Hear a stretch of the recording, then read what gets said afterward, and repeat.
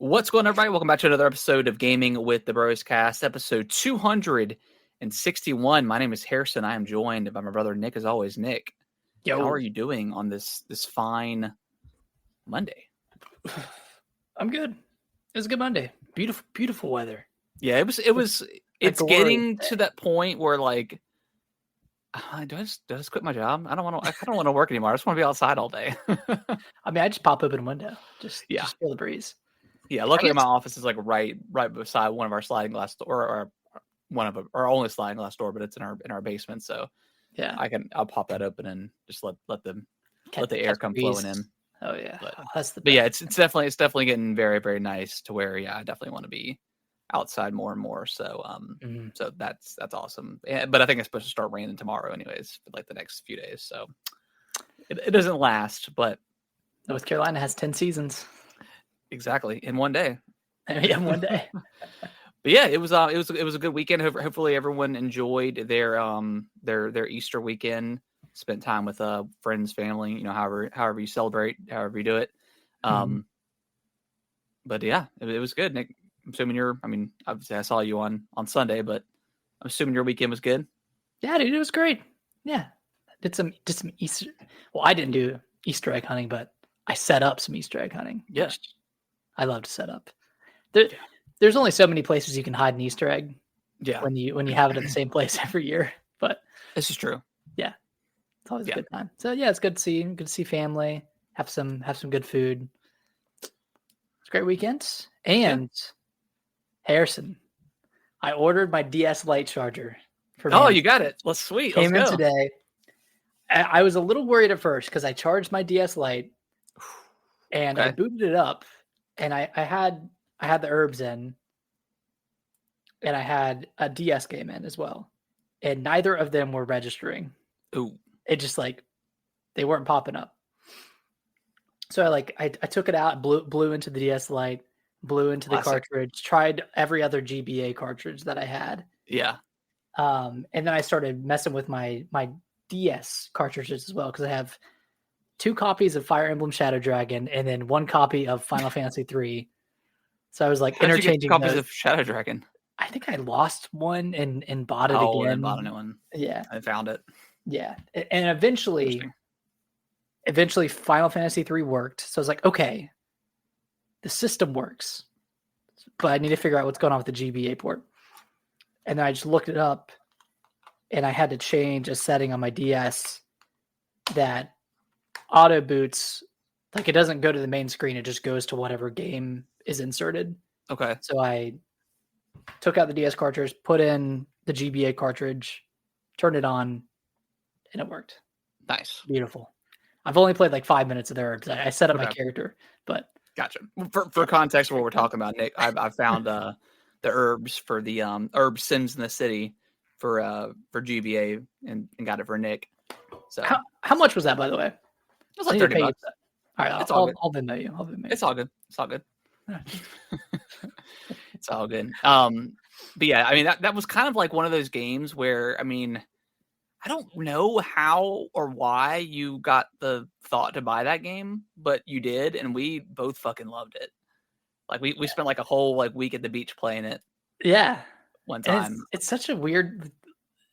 It's just a really weird game. It's not like the other Sims games because I've played Sims 2 on the DS, and I played PC Sims a little bit.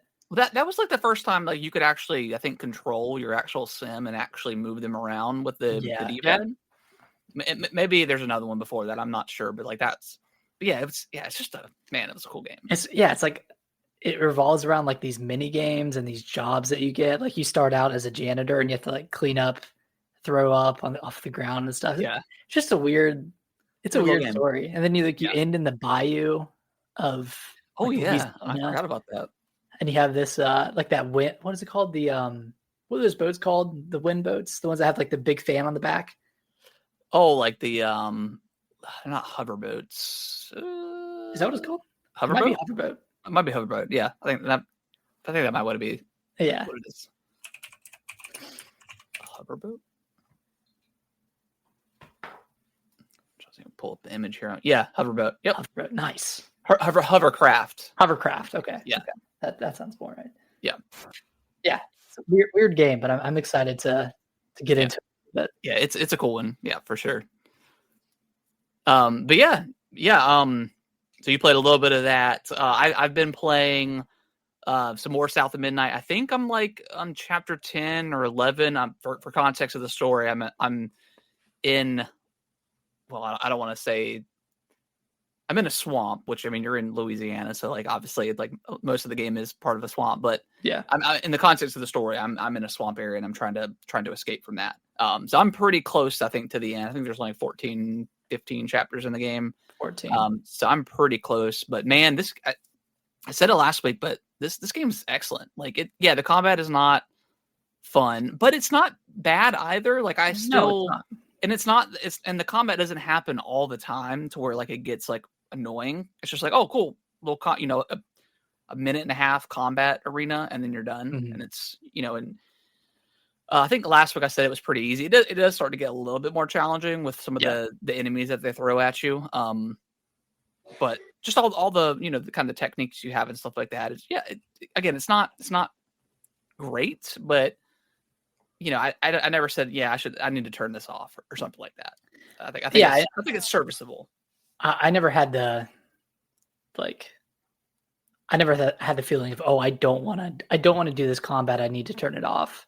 Yeah, Like you get cool upgrades. Like it helps you in combat. It's serviceable. It's what it is. It's not bad. It's not fantastic, but this game is definitely carried by the exploration, the story, the characters, and the music. Those are all absolutely the driving forces. And I mean, I finished it last week, and I loved it. Like I thought it was really it finishes great. pretty strong. Yeah, finishes pretty strong. It has pretty good sequence at the end. The final boss fight is okay. It's not great. Yeah, I mean, But none of the boss fights are necessarily like they're very rinse and repeat. Like it's very just there's a lot of waiting between. a lot of waiting sometimes, but and it's definitely like you do the three things, and then you a typical boss fight from like a 3D action platformer type of game. It feels like a Zelda boss almost. Yeah, a little bit, absolutely. But the most recent one I did, it just I guess just the environment and stuff like it was really cool. The what's her name? The Hug and Molly. Hug and Molly, yeah, like that was a really cool like just sequence and area was really cool as well. And again, like just all the story of all the people. It's a very like tragic game. Like every character like has like some sort of tragic backstory so far. But yeah, it's really cool. I still would highly recommend this game to anybody. It's honestly it's the perfect Game Pass game. Yeah, absolutely. Easy to get into. It's only 10 hours long. Like it's not super long at all. I mean, it's also like a great game to play in front of like your spouse or your friend or someone. Like, yeah, it's a really easy game to follow, and there's not too many of like the RPG elements going on that if someone's watching you play, they get bored. Like when I was playing in front of Alicia, she really liked the story. Yeah, so it's a really really cool game. I mean, honestly, I think I tweeted about this the other day, but Xbox has been firing off since like Call of Duty of last year. Yeah, they've had a lot of great games. Call of Duty last year. They had, Call of Duty, Indiana Jones, Avowed, South of Midnight, and then tomorrow potentially getting Oblivion, and then Claire Obscure coming out on Thursday, which I think reviews should be dropping pretty soon. Yeah, I think those are coming Wednesday. Yeah, so day before. And then Doom. And then Doom, yeah, Doom looks. I don't need to see any more Doom. I'm good. That's a day one. I mean, obviously it's a day one because it's Game Pass, but it would not be a game. It would be a day one if I didn't have it. So yeah, I'm very very excited. Yeah, I mean, personally, I would give South of Midnight like an 8 out of 10. I think it's slightly brought down by the combat, but very, very, very much carried by the great story, the great characters, the great acting. Like, yeah, I would recommend this game to anyone. especially if you like, kind of like the Xbox 360 era. Yeah, like it's like a 3D Adventure games. platformer kind of like kind of game like that in that kind of similar vein. Less heavy, I guess, on the platforming itself because like all the platforming is pretty easy. Pretty easy. Although those stupid mushrooms like always get me. I just don't see them in time. I do not see them in time ever. But yeah, I'm going too fast. Yeah, I gotta exactly. slow down.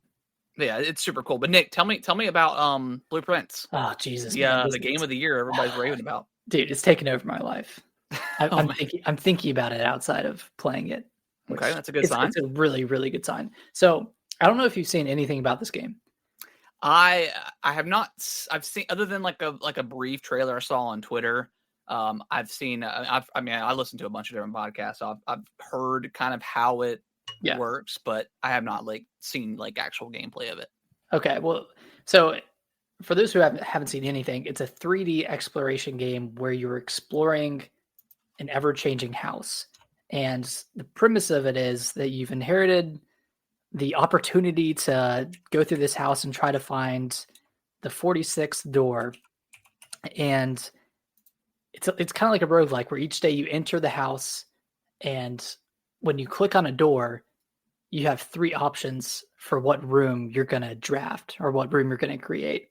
Yeah. And you're on this 5x9 grid. So in total, there are like 45 rooms for you to draft. Oh yeah, here's the trailer. So the main goal is like you're trying to draft your room, so you're going north to get to that 46th room, and like you can draft bedrooms and you can draft closets that like cut you off and lead to a dead end, or you can like craft like all these different types of rooms that kind of get you from the bottom of the map to the top of the map. Yeah. Oh yeah, there we go. Yeah. Choose between one of those 3, and it's random each time. So you draft a room. And you can explore the room too. Okay. Yeah, explore the room. You can collect money that you can spend on items and upgrades, and there are permanent upgrades as well that you can get that help you with each subsequent run. And you can only go, I guess I'm looking at it now, and I guess I didn't really think about it when I was listening to a podcast, but yeah. So you only have so many steps until what, you're done with the run? Yep. So you start out with 50 steps, and each time you walk into the threshold of a new room, you lose 1 step. Oh, okay. Gotcha. Okay. So you pretty much you start out with 49 or with 50 total steps. And there are rooms that can increase your steps. There are rooms that take your steps down in half. Okay. So there's like a lot of really cool roguelike elements to it. And it's kind of a slow burn too. Like, yeah, you initially start and you get, I don't know, I maybe got like halfway north, like maybe up like 5 or 6 rows of rooms. And I was just trying to ingest as much as I could, because you learn a lot of new information that you can carry to the next run. You just learn a bunch of stuff like, okay, this room works well with this other room. So the rooms themselves are always going to stay the same. Like, once you unlock that room, I understand, like, once you restart a run, like, that room's not going to be there anymore. Yeah. But if you choose to do that room again, everything about that room is always going to be the same. The layout of the room will be the same, and like the base items, if any, it provides will be the same. Okay. But there's always a chance that a room will have additional items for you to unlock, or additional items for you to find. Gotcha. Interesting. So that kind of changes each time as well. Okay. And I'm close. I got 95% of the way. Like, I got up to the 40, up to the top, and I did some other stuff that I needed to do, and then I was about to unlock the final door and beat the game, and I realized I hadn't done something before that I needed to do. So all I need to do is go back, do that thing, and then finish it out. But there's like, I feel like finishing the game, quote unquote, is just scratching the surface, because I've come across so many things that mean nothing to me right now. It's just like clues or pieces of information that I don't know I don't know how to apply that information to anything right now. So there's a lot to uncover in this game. I've probably put like 10 hours into it, 10 or 11 hours into it. So I played a good bit, but it's a very addicting game. It's very fun. It's a great game for like phone streaming too. Okay. Yeah. Because you're not really like doing anything crazy in the game. Yeah. Yeah. Speaking of like streaming, I did try to play South of Midnight on the Fire Stick, like the 4K Fire Stick that I have. It did not run good at all. Yeah, it was just stuttering the whole time. Yeah, it was like unplayable. Like it was like the frames are going into like the single digits. So I was like, I can't do this. Yeah. So it was pretty bad. Yeah, I mean, it gets bad on my phone too when I try to play it. But again, like even if it goes down to single frames, it's not like I'm dodging enemy attacks or doing anything. I'm just walking around and opening doors and reading stuff. So it's not too bad. Yeah. Yeah, you should seriously. You should play this game. I know you're not a roguelike guy, but I'm gonna try this one out. Yeah, this one seems really, really cool, and it's been getting like crazy good reviews. So I feel like I need to do my due diligence and I mean, people play that for sure. People have already put like 100+ hours into this game. That's crazy. Yeah, it's nutty. Nutty. All right, well let's dive into the topic of the week, which is it's going to be the same until the season's over. But Last of Us Season 2, Episode 2, the big one. They done did it. They done did it. Obviously, full spoilers, and we're going to kind of obviously spoil some of the game, The Last of Us Part 2. So keep that in mind. But yeah, Nick, I before we get to the ending portion of the episode, I just thought like the lead up. Obviously, Joel gets killed in the end, right? Mm-hmm. But the lead up to it, the dread that I felt the entire time I was watching this episode was so intense that by the time I was done, I was like sweating. Yeah. Like I was not ready for this to happen. And I just thought they just did an excellent job leading up into that moment. But yeah, I mean, again, before we kind of dive into that final scene, what were some of your favorite parts of this episode leading up to it? Oh man.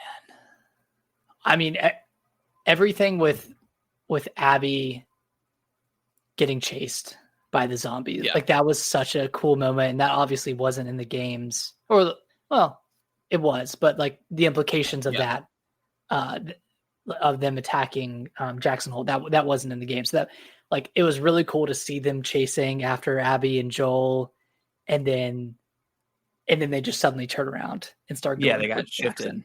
They got shifted because that guy was axing the pipe and got wind of it. So yeah, I mean, I know some people. I don't know. Last of Us is one of those franchises that you have some.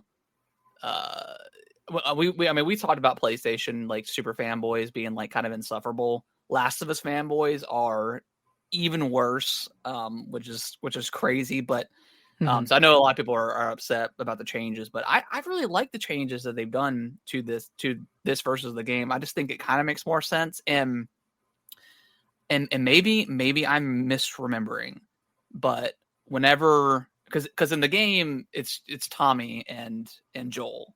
Yeah. And this one it's Joel and Dina.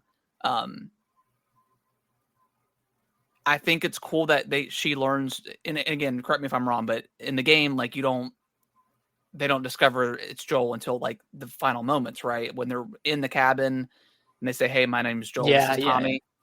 Yeah.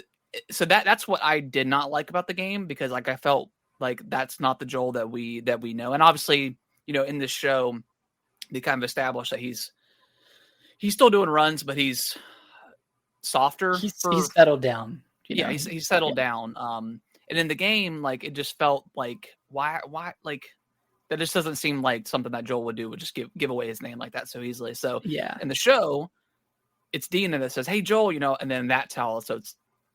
I liked that a lot better than how it was portrayed in the game.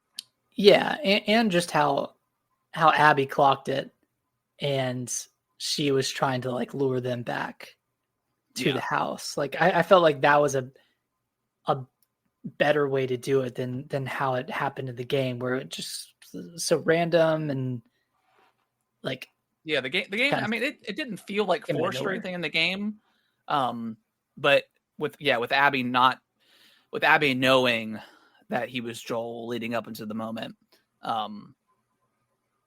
it just felt like a little bit. I don't know. It ran better, I guess. And like, and I feel like it added to the gravity of it too. And like her and Abby like introducing them when they got there, she was like, "This is Dina, and this is Joel," and then everyone's like, "Oh shit." Yeah, and then like at first, like she kind of gives the impression that she's like, no, take care of them or something. You know, I'm like, oh, well, maybe they're not going to do it. Yeah, and then obviously she has her shift in attitude or whatever. Just like how quick that shotgun blast was, like that just came out of nowhere. And which his leg was not nearly as gruesome as it was in the game. Like in the game, like it was almost blown off. Yeah. And this one, like, and there was obviously definitely a wound, but I was like, man, okay, like his leg's not completely like gone. Like maybe I was I was you're holding on. Yeah, I was the copium was real. Absolutely. And I was like, maybe, obviously in the game they turned the kid to his leg as well. So that was kind of the same. And I was like, man, maybe there's a chance. And then obviously no, but as soon as she spots the golf clubs. Yeah. As soon as it was, man, it's over. What a crazy episode. But yeah, just the whole Jackson stuff. Like I love seeing that. And like, my wife and I were watching, and obviously she'd never played the game. She had no idea what was coming, and I've been dreading this moment. Obviously, like most fans of the of the game since episode 1, and how likable Pedro Pascal is as as playing as Joel. I thought he did a fantastic job. But yeah, just how prepared Jackson was, and even them being so prepared, it still didn't matter. Like the onslaught of the infected, and then obviously like I hope we get more of the bloater, but man, what a cool enemy design. I know they really nailed it. I mean, and they had a great bloater last season, but this one, and like just that battle with Tommy was and I don't know about you, but like they kind of changed the stuff about the story. I'm like, is Tommy about to die too? Like that would be crazy. I mean, I thought either him or his wife was going to die. Yeah, it seemed like both of them are okay. Yeah. And that, like, when they were kind of showing the aftermath of the invasion, and it starts off with that guy who was like showing his friend that he got bit and then just handed him a gun. It's like, man, that's stuff you don't really, you like don't really capture in the game that just, I feel like plays better on a TV show than it does. Yeah. It does in the game. How do you feel about like Abby's monologue during the end of the episode? I mean, I saw like some commentary saying it was like a little bit cringy and corny. I mean, I thought it was fine. I mean, like, what do you do? You're fine. Abby, this happened 5 years ago, like when her dad got killed. So this is 5 years in the making, and like, you probably rehearsed it in your head 1,000 times. Yep. So, and I absolutely love the line of he's like, just get the fuck shut up and do it already. Fuck up. Like I saw someone comment on TikTok. It was like, this was Joel basically saying, shut your bitch ass up. Do it already. I thought that was, and she said, perfect. No, like you're not going to rush this. That's It was so good. Yeah. Cause I think that's like, Pedro Pascal's like, take on Joel isn't nearly as kind of like hardened, I guess, or gritty as maybe what's the voice actor's name? Troy Baker's take on Joel. I think Pedro's is a little bit softer. So I was like, man, is he gonna like tell her to shut up? And then obviously he does. But I just thought that scene was brilliant. But yeah, going back to Abby and her monologue. I mean, like I said, like I could see where people can kind of see that that's a little bit cringy, but I don't know. I thought it was over The scene exposition. itself was it was so intense, and knowing what's coming, just I was like, man, like making little little jokes about. He's like, oh, you actually are very handsome and stuff. Like I don't know. I thought it was I thought it was great. I don't know. Yeah, What about you? I thought honestly, like I thought it was on par, if not better than the game did it, and I would err on the side of it being better than the game. Yeah, Just I think having Dina there and like she knows who they are now, and that's going to be another catalyst on how to find them because she heard or she like saw the patch. What is it like WWF? What's their WSF or WSF? Yeah, something like that. Yeah, yeah. So she knows who they are, and then of course when Ellie gets there and sees him and crawls over to him, like that wasn't in the game either, yeah. and No. that added so much more. I don't know, just Made the it scene added a lot worse. to the Like scene. it It made made it it worse. even worse. Like as a viewer. Yeah, I don't know. Again, we talked about it before, but I think Bella is a crazy good actor, and like just as soon as like she walks in and just immediately knifes the. I mean, which happened in the game, like 1-for-1 Yep. kind of shot. But just the second like she saw him on the floor, just went crazy. So like now I'm like, okay, yeah, I think she has the chops to pull off like the crazy, Ellie that we got in kind of the latter half of part 2. So Yeah, I think this was. I'm excited to see it. I think this was Bella Ramsey's best interpretation of Ellie yet. Yeah, yeah. Like this episode, and not only like at the end of it, but like the interactions with Jesse at the beginning as well. Like I think that was almost 1-for-1 with the game. Yeah. But oh yeah, when he was like joking, he's like, yeah, dude, he's like, I already know. Like, shut up. yeah. Shut up and let's go. but it's still kind Which of he's like the perfect Jesse as well. Like, Yeah. I don't know, man. Like, I feel like I think they nailed the casting for the most part. I mean, everyone's like Dina's super likable. Jesse's great. I mean, Tommy's great. I mean, everyone. I mean, I don't have an issue with really any of the casting. My one qualm with Abby. She should be bigger. She should be bigger.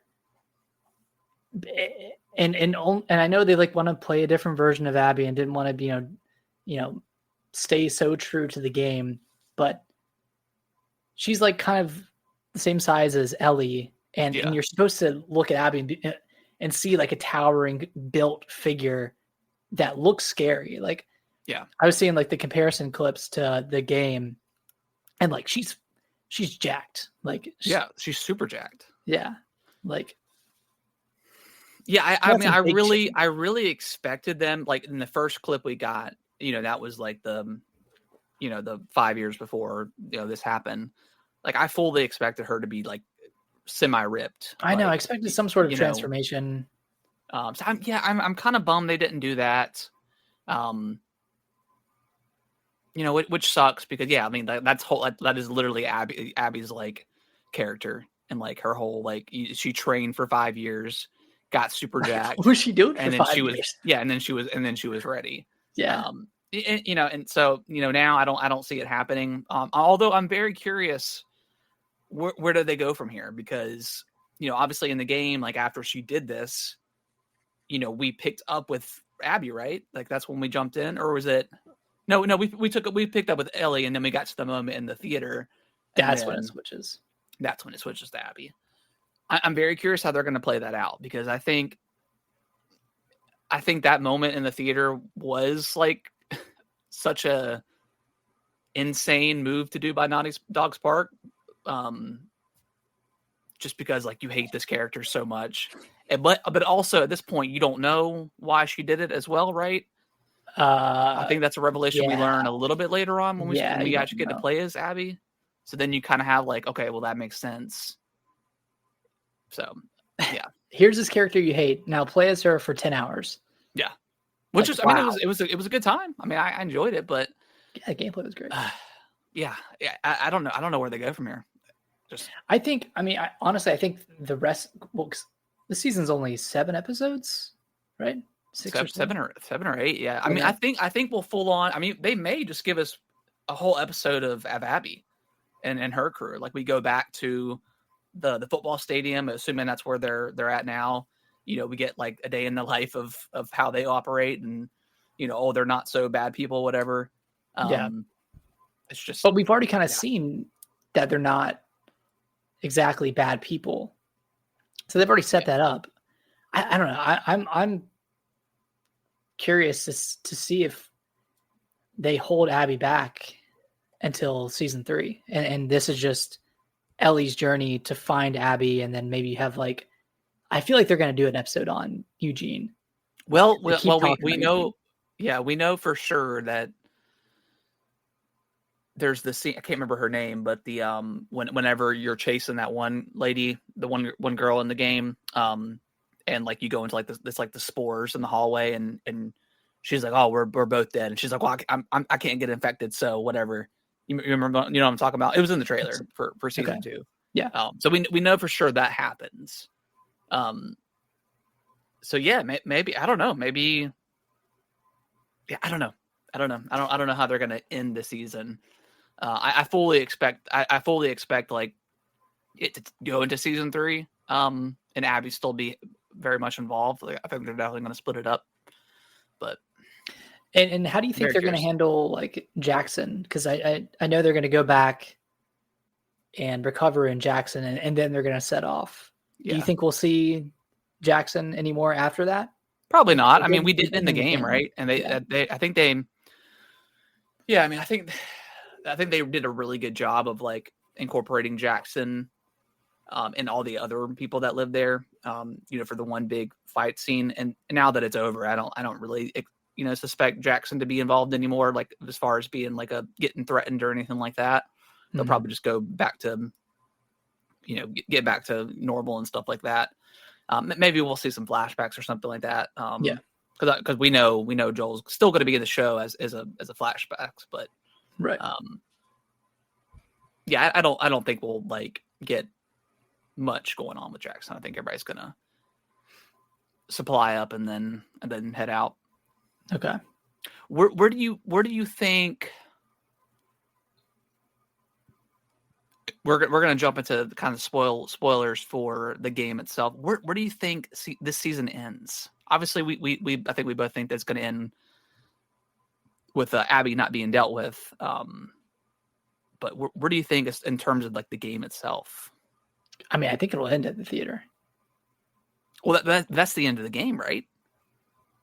Or like that's towards the end of the game before you take back over as Ellie, and then you have like that little time on the ranch or whatever with Dina, and then that's when Tommy comes and says, "Hey, I know where she's at," and then you take over as, I think, Abby again, and then because you're trying to find the Fireflies because you're in Seattle. Yeah, because you're in Seattle, and then they end up getting hit by those raiders, and then you take over as Ellie, and then you go through the game. It's a lot. Yeah, it's a lot of jumping back and forth. But I think it'll be. I wonder if they'll do it similarly to the game, where season 2 is going to end with that confrontation, and then maybe season 3 spends the first few episodes recapping everything that's happened with Abby. And like her whole story with what's that character's name? That like with the bow and arrow that she like rescued. Oh, Lev.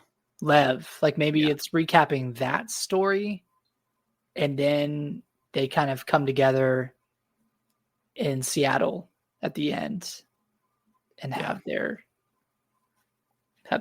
big moment. But I don't know. I don't know if that's going to translate well to TV. I mean, because that story, I mean, it makes sense in the context of the game itself, but trying to peel apart the different time jumps and switching back and forth, it's not gonna work with TV too well. So they're definitely gonna have to change. I think we'll get maybe one episode with Abby, just showing their life, and then maybe it'll go back to Ellie, and then we just kind of follow Ellie's journey up until the point. So you don't think it'll ever like really switch to Abby's perspective for? I don't think so. I mean, maybe they do. Maybe it does. do that at some point, and it works well. I just don't know how they could pull it off with it making sense. Yeah. And I'm also very curious about the viewership next week as well. Will it be a Walking Dead situation, or will it be a Game of Thrones situation? Yeah. I got a feeling it's not going to be the Walking Dead situation, but yeah, I don't know. Man, I fell off after Walking Dead. I definitely did too, and then I picked it back up and I finished it, but yeah, it just, I don't know. That was just to me that was such an unnecessary death, especially after like the fake out that they had for like half of the season with Glenn. Yeah, because when he fell in the walkers and then he like hit under the dumpster. The dumpster, yeah, like, that was kind of dumb too. Like that was they definitely overplayed it, and then I mean it was a cool, like it was a very zeitgeisty moment for sure. Mm-hmm. In television history, I think. But once it, I mean, and the numbers don't lie. Obviously, like the next episode was severely down, and then I think that the following that whole season was way down, and then it just never recouped that viewership. But yeah, it definitely felt like it was more of like a shock kill than this one is, you know. Mm-hmm. So, but obviously we played the game, so we knew it was coming. So yeah, but Brittany was like, my wife, she was like, what the hell? Like, I can't believe they killed him.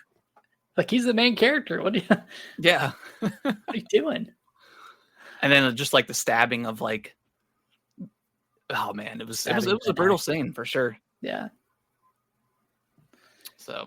Oh God. But yeah, excellent episode. I think you tweeted it out, but like IGN at this point is just, they're just rage baiting. They're just rage baiting reviews now. Like everything's either a 7 or like just a horribly low score. I genuinely do not understand that review. And I read it too. I was like, okay, I got to read this thing and figure out what's going on. And they're like, well, the first half doesn't. I'm like, what? Did we watch the same episode of television? Like the first half was great. Like, y'all gave Last of Us Part 2 a 10. Like, I mean, it's the same story with bits of things changed, but come on. Yeah. I don't know. Ugh. All right. Well, that is going to end our Last of Us 2 episode 2 discussion. We'll pick up next week. I'm excited, man. I'm excited to see what they do with it. Yeah, I'm very excited to see how they handle the rest of the season. Mm-hmm. Probably the biggest. This is probably one of the biggest like known secrets in video games at this point. Yeah, biggest this Oblivion remake. Obviously Nate the Hate has been posting about it all week last week, and it's been rumored for a long time. Mm-hmm. But yeah, the Bethesda Twitter officially announced that we're getting a reveal tomorrow. A lot of people, including Nate the Hate, are also speculating that we're going to be getting a shadow drop, so we could be playing Oblivion tomorrow, which is insane. Pretty cool. Yeah. So I'm excited. I think. I mean, we talked about it before. I think I prefer Oblivion over Skyrim. Even though Skyrim is the better playing game, I think I prefer Oblivion better. So I'm excited to see how this looks, and I'm curious on how I talked about it before, but if I'm still a fan of Skyrim and Oblivion, And I mean, that's the ultimate test. I mean, I the last time I played Skyrim was like when it came out on the Switch. Back in 2017, and I still really enjoyed it then. Like I finished it and had a ton of fun with it. I haven't played Oblivion since like 2010, so like I have no real recollection of this game. I remember loving it. Like that was one of the first like big RPGs that I played, and I really enjoyed it. I thought it was fantastic, but that was 15 years ago at this point, so I don't have. It's going to be very nostalgic if they have the line the close shut the jaws of Oblivion. Like that was such an all-time like awesome trailer. So that's going to be very nostalgic if they do that again. Yeah.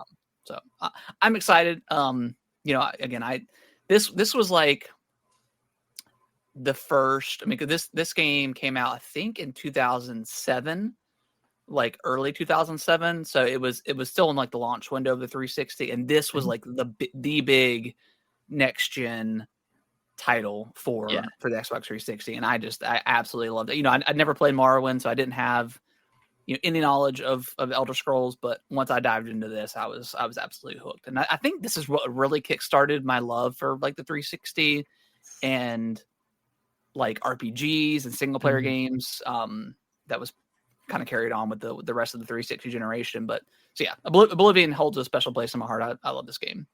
So hopefully it's good. You know, I think we know that they're going to be changing some of the combat a little bit, probably getting it more on par with how Skyrim plays. Yeah. But they might have like a parries, like a blocking / parry system similar to the Souls games. Yeah. Which could be really cool. I mean, I just hope the combat doesn't feel super floaty and weightless. I do have this one in my fantasy critic, so I'm hoping it's good. Did you add it recently? I did, yeah. Oh God, you son of a bitch.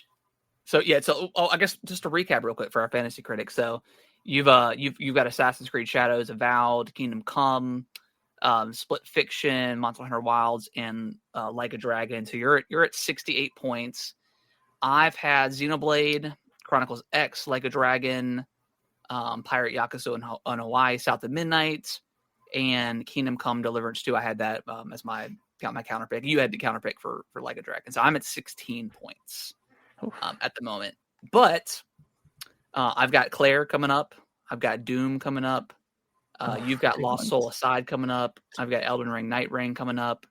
And then potentially Oblivion as well. Yeah. Then I've got Metro Prime 4, Hollow Knight. So I could have some bangers. So I could still have a chance. Could have some bangers. Yeah. And then Donkey Kong Bonanza as well. And you've got Donkey Kong, yeah. So, but you've got Mario Kart. I mean, I definitely burned you with Kingdom Come.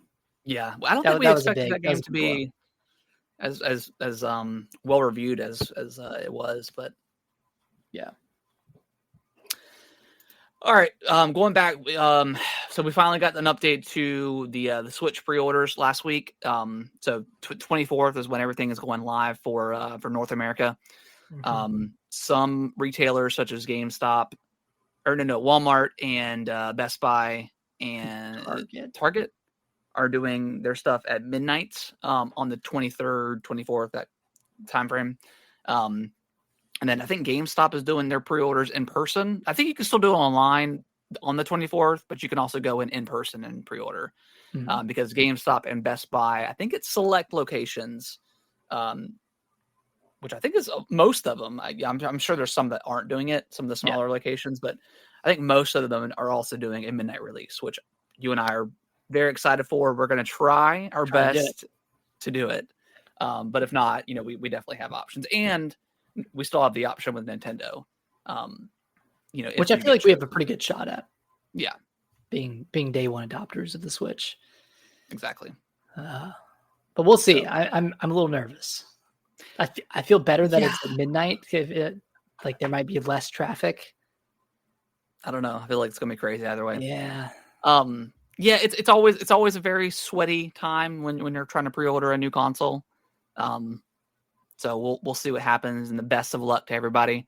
I'm sure we'll be talking about it next week. So hopefully everyone gets one, or gets a chance to get it pre-ordered.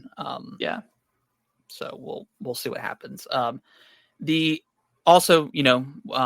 the price of the unit itself did not go up. It's still maintaining the same price it was announced at, which is excellent news, because I was definitely on the end of, okay, if this thing is like above 500, I'm not gonna get it day one.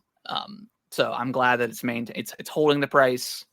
Congratulations, gamers. We held the line. We're good. We did it. But the kind of the opposite end of that, the accessories for Switch 2 are going up. I think $5 across the board for everything, right? Some things are 10. Okay. I can't remember which ones, but I think the Pro Controller's 5. It's going up from like 90 to 95. The Joy-Con is going up from 90 to 95. Yeah. Pro Controller is going to 80 to 85. And then there's something that's going up by 10. I can't remember what it is, but yeah, I mean, and this is because the accessories are mostly manufactured in China, which that makes sense with the current tariffs that are happening with China. And I mean, I guess the bright side is obviously like hopefully the tariff stuff just kind of goes away. Hopefully, maybe we'll see. And then if not, maybe in a year's time, maybe Nintendo does shift its operating, its manufacturing to another country that's not being impacted with the tariffs. So these prices could potentially come down on the accessories. And let's be honest, they're accessories. You don't need them. You can use your old controllers. Sure, they might not have like the the latest bells and whistles, but you can still use them. Yeah. So so I mean, like I'm not super. I mean, obviously I'm not happy about the prices for the accessories going up, but at least the console itself didn't. That being said, Nick, is there any accessory that you're going to be picking up day one, or are you good with? I'm still thinking about the Pro Controller because that one does look that's cool. the only thing I'm thinking of. I don't know if I'm gonna get the stupid camera. I want the camera, but I don't know, dude. I don't want that thing in my living room. I'm gonna be honest. I'll probably never use it. I'll probably use it one time. I still want to check it out, but that one I may hold off. But yeah, I think the controller I want to. I mean, having those extra like the GL and GR buttons on the back, that's gonna be cool. Yeah, because I mean that stuff that's usually premium for, the Pro controllers and the Elite controllers and the Scuff controllers of the world. So, for Nintendo to have this on their, it's called a Pro controller, but their basic kind of controller, is pretty cool. So that's a big get. That being said, I mean it still stinks. The prices are going up. Amiibo prices are ridiculous. Just horrendous. Yeah, just $30 for the Zelda, $40 for the Street Fighter ones. Just insane. I mean, guys, just vote with your wallets on this one. Just don't. I was bitching about it earlier before the podcast, and I understand that China's got crazy high tariffs, and this stuff could come down. I assume it's going to because I don't think anybody's going to spend. And I have all these Zelda amiibos, so like I have that want to pick them up to even out my collection. Excuse me. But spending $120 for 4 amiibos is just crazy. For 4 amiibos that really don't do anything, and I'm not going to do anything with them. I'm going to open them up because I have all my Zelda ones opened up, and I'm going to put them on a shelf, and that's where they're going to stay. So yeah, I will definitely wait for those to come down, or they never will, and people they'll be scalped out the ass and be $100 a piece at some point. Who knows? Yeah. I'm still not happy with Mario Kart being 80. I've kind of like I'm up and down. I'm up and down. I guess we haven't talked about the Mario Kart Direct. Oh yeah, that's right. Wonder why we haven't thought about it. It was pointless. And I don't know. They didn't really. I don't know. They did not do a good job of telling me why this game is $80, and I think a lot of the internet has the same sentiment as that. Yeah, and I think like the coolest thing that they should have spent more time on was the free roam stuff, like the piece switches and like the stuff you could unlock. Like that was giving me real like skate vibes. Yeah. But, you just go do challenges and rewind and try them again. Like that stuff looked really cool. I wish they would have spent more time on that rather than introducing us to Mario and introducing us to Luigi. And it was just very like everything was like 10 seconds long. Like every single thing they were talking about. I just felt like it was like an overview trailer, like a long form overview trailer versus like a deep dive of something specific. So I don't think this direct was great. And again, I don't think they did a good job of telling us why this is an $80 premium game, other than like, okay, it's got free roam single player. Got a bunch of modes. It's got battle mode, which I'm not going to play much. It's got Grand Prix. Yeah, pretty disappointed by that. I think they need, maybe they don't need to because of Nintendo. That stupid pack-in game that thing, it really needs to be free. Like, come on, give us a bone here, Nintendo. Like, just put that in free, the Nintendo World Tour or whatever, Switch Tour. World Tour. Yeah, and then like that Drag and Drive game, like that. I don't know. That game just does not look. It is. I don't know. Fun. I've kind of gone back and forth with like my excitement level. I still wish there was another game day one. I wish Prime 4 was day one. Yeah, Prime 4 or a Mario or something, you know. I find myself being like way more forgiving of the Switch One's like launch window lineup because, you know, it had like Breath of the Wild, Splatoon 2, Mario Kart 8 Deluxe. Like those were great games. And then you had like ARMS, which is okay, and you had one Switch. Different. Like Drag and Drive, I don't think is on the same level as even like ARMS. And that's what I'm saying. Like neat as that was, like I'm going to be a lot harsher this time around because, you know, it's an iterative hardware. So like you need to like make up for it with incredible software. Yeah. And like showing off Dragon, like that was a blemish, to be honest. Like that game should not have been shown off. I don't think that game looks good at all. And then of course, like the Welcome Tour. Yeah, they should have said it was free, like part of like NSO or something like that as an incentive. I know. Yeah. Even if there's not, like they didn't have another launch game, like a main, like I really wish they would have like done like a Mario teaser or Zelda or something to make me more excited. I just felt like they held that. Obviously, like a Donkey Kong was super, super cool. And that looks great, but I really feel like they should have gave us like a couple more things to be really excited, even if it's not coming out until next year or, you know, the year after. Like just give us like something, you know, and maybe we'll get that, you know, in maybe a June Direct or their September Direct, assuming they're following that same cadence. But yeah, I don't know. I've just been very like I should be way more excited than I am about the Switch 2, but with everything going on with it, it's hard to get like, you know, pumped up. And I'm sure when I have it in my hand, I'm like, okay, this thing is freaking awesome. But and like as of right now, it's like Mario Kart, you know.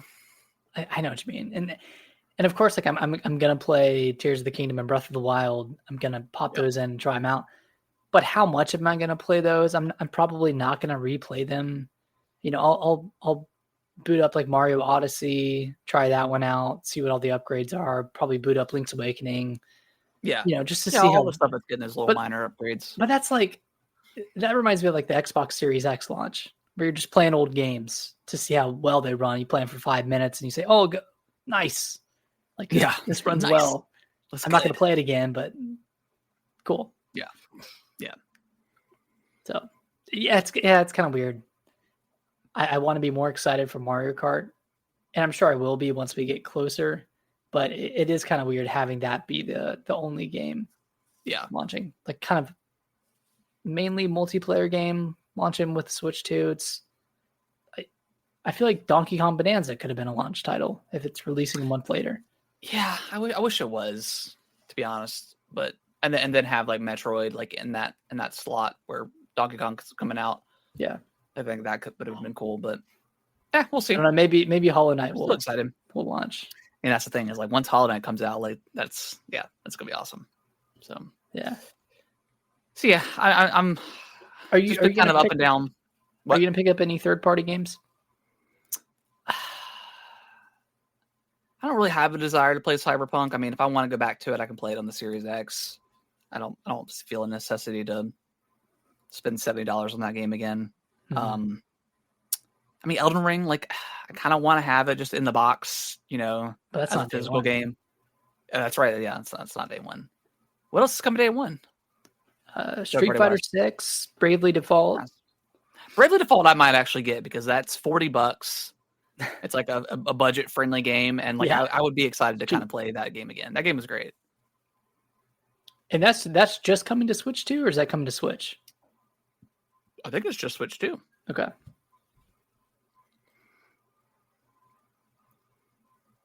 I feel like there's a lot more coming at launch. What, day one? Yeah. Let's see. I mean, there's GameCube coming. Yeah. I'll definitely check that out for sure. Hogwarts Legacy. Civ 7, Yeah. Yakuza 0, Hitman. Yeah, it's all games that I can already play if I want to. I don't know.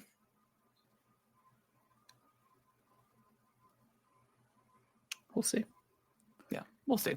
Maybe I know I'm going to get more excited once we get a little bit closer to the date and we know more stuff about it. And yeah, once I get a pre-order. Yeah, well, yeah. Once you get the Maybe pre-order, I'm just like psyching myself down a little bit. Yeah. Yeah, once you get the pre-order, it's shilling time. I mean, come on. Oh yeah. Then you gotta shill to the next. Nintendo. I would gladly pay $20 for the Nintendo Switch tour. Increase the price. Increase the price. Yeah, increase the price. So yeah. Well, once we get closer, I'll be excited. But all right, Nick. Well, last thoughts on the Switch 2 before we wrap this thing up.